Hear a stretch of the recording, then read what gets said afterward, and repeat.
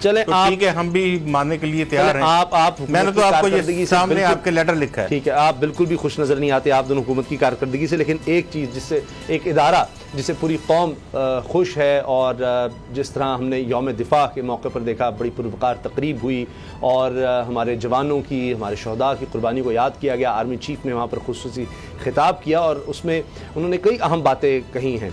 एक तो ये कि जिस तरह से सैयद अली गिलानी साहब के साथ जो सलूक किया गया उनके इंतकाल के बाद भारत में, और वो सब नज़र आ जाता है कि इंसानी हुकूक की वहाँ कितनी पासदारी की जाती है, और भारत के साथ कभी भी मामलात उस तरह नॉर्मल नहीं हो सकते जब तक कि मकबूजा कश्मीर का मसला हल नहीं होता। ये भी आर्मी चीफ ने ये बात कही। और ये कि हर महाज पर हर लम्हा दुश्मन कहीं भी अगर आजमाना चाहे तो पाक फौज बिल्कुल तैयार है, और हमने देखा भी है। फरवरी 2019 27 फरवरी का वाक़या कोई नहीं भूल सकता, और उसके बाद भी LOC पर जो कुछ होता रहा उसका भरपूर जवाब दिया गया। अभी अफगानिस्तान की सूरत हमारे सामने है, उस पर भी आर्मी चीफ ने कहा कि हम हर तरह का ताउन करने की कोशिश करेंगे अफगान अवाम से, और वहाँ पर अमन अमान की सूरत हाल बेहतर हो, पाकिस्तान के मफाद में है। लेकिन एक ख़ास बात ये बाबर डोगर साहब के कुछ लोग पाकिस्तान मुखालिफ अनासर के हाथों इस्तेमाल हो रहे हैं। अब साथ ये भी कि हमने दहशतगर्दी का मुकाबला करना है, अंदरूनी और बैरूनी भी। तो ये अभी भी पाकिस्तान को इसका मतलब खतरात लाक है, यानी अंदरूनी तौर पर, बैरूनी तौर पर बरह रास्त दहशतगर्दी का, और फिर ये बात कि जी कुछ लोग पाकिस्तान मुखालिफ अनासर के हाथों इस्तेमाल हो रहे हैं। ये कौन लोग हैं, ये किस तरह इस्तेमाल हो जाते हैं? यहाँ बैठे हुए ये दहशतगर्दों की तरफ उनका इशारा है या कुछ और लोग भी हैं? देखिए उसामा साहब, इसमें दहशतगर्द भी हैं, ऐसे भी हैं कि जो गैर मुल्की जो प्रोपेगेंडा है उसका शिकार हो रहे हैं, और इसके साथ साथ कुछ ऐसे लोग भी हैं जो भारत से डिक्टेशन लेते हैं या भारत के साथ उनके सियासी इंटरेस्ट वाबस्ता हैं, वो लोग भी हैं। माजी में आपने देखा यहाँ पर ऐसी गवर्नमेंट्स नहीं हैं जो जिनका जो कि at the state of cost at the cost of state जिन्होंने भारत के साथ ताल्लुक बनाए रखे।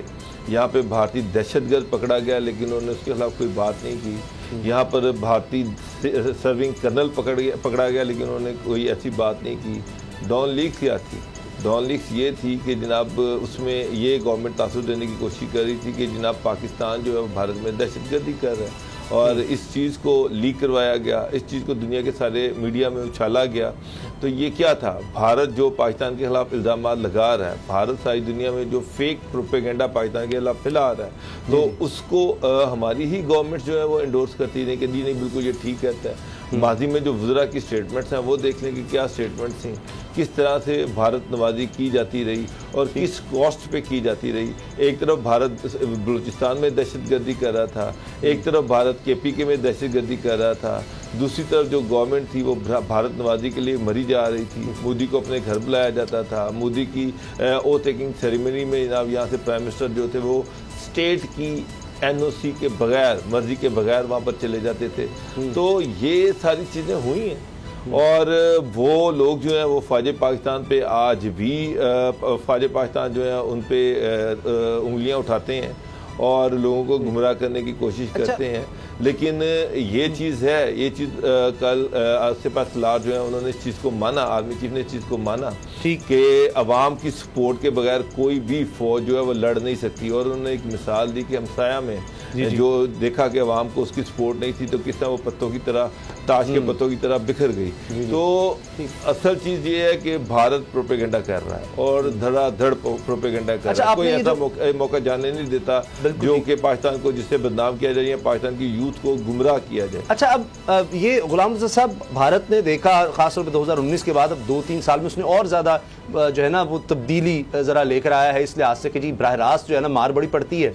तो अब ये जो आपको भी नहीं पता लगा यहाँ बैठे, मैं तो कहता हूँ एयरफोर्स को या फौज को पता ही नहीं लगा जी पाकिस्तान का F-16 अफगानिस्तान पहुँच भी गया, वहाँ पर गिरा भी दिया उन्होंने वो पंजशेर में, और जनाब सोशल मीडिया पे चलता रहा, और फिर भारत में टेलीविजन पर ये कवरेज होती रही जनाब 24/7 मुसलसल ये कवरेज होती रही। देखें पाकिस्तान के ड्रोन्स उड़ रहे हैं पंजशेर के ऊपर, और वो ड्रोन्स भी पाकिस्तान के थे, हमें भी पता नहीं लगा किसी को। यहाँ तो ऐसी खबरें जनाब भारत में चलती हैं, SSG कमांडोज भी वहाँ पर पहुँच गए अफगानिस्तान में। ये कैसे हो गया किसी को पता ही नहीं, और भारतीय मीडिया में 24 घंटे सिर्फ यही कवरेज है, वीडियोस दिखाई जा रही है वहाँ पर। ये क्या होता रहा है? ये इसको क्या कहें? कोई प्रोपेगेंडे से भी कुछ अजीबोगरीबी चीज़ है ये, मुझे तो समझ ही नहीं आई ये क्या हो गया, पागलपन है क्या है ये?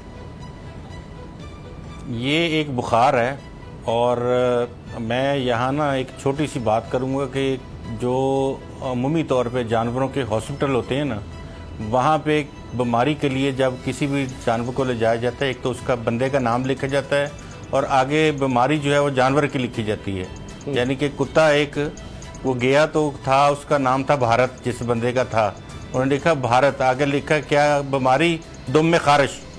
तो ये सूरत हाल है और इस सूरत हाल में वो तमाम के तमाम भारतीय और तमाम उनका मीडिया, तमाम उनके थिंक टैंक्स, उनको अंदाजा ही नहीं था। सब्सक्राइब करें और बेल दबाएं ताकि कोई खबर रह न जाए।